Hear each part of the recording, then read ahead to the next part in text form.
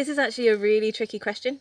Our project, with the help of many others, actually intervened to help red squirrels, and because of this and the lockdown, we're not doing a lot of those activities at the moment.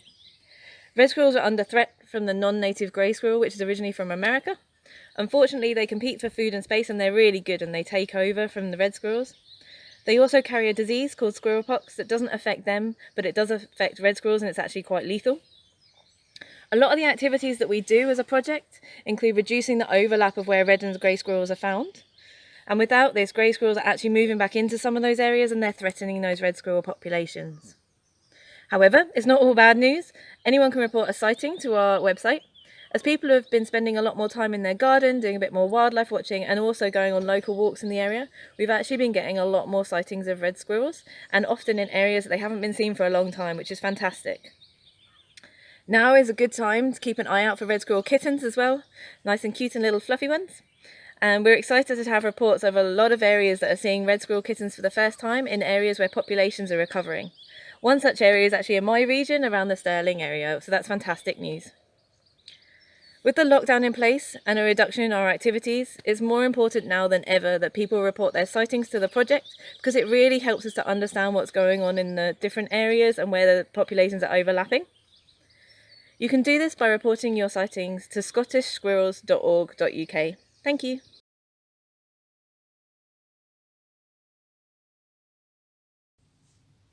Hello, I've been looking at this photo of a mysterious minibeast sent in by Andrew Tuck.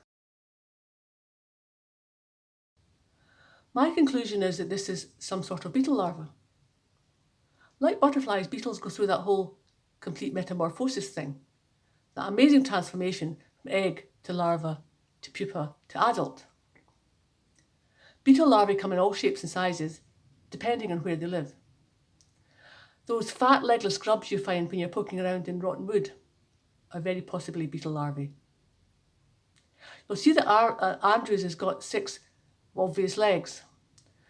So while I can't work out which species it is because there are no good field guides available, I can narrow it down to one whose larvae will actively seek out their prey.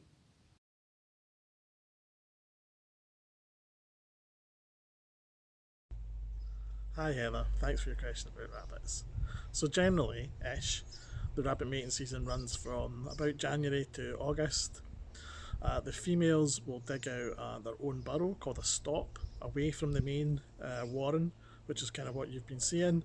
They'll line that with some vegetation and with their own fur, and then they'll give birth inside that to half a dozen or so kits.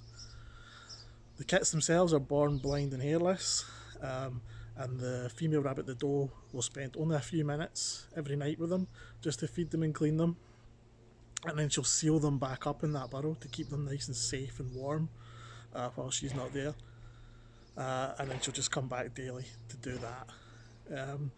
The kits themselves will stay in the burrow for around about 3 weeks before they come out and they start to feed alongside mum, by which stage mum is probably already expecting her next litter, and she'll go off and dig a new stop and have another half dozen or so babies, and the babies themselves will be ready to breed after 3 or 4 months. So you end up with a lot of rabbits and a lot of things that eat rabbits. Thanks for your question.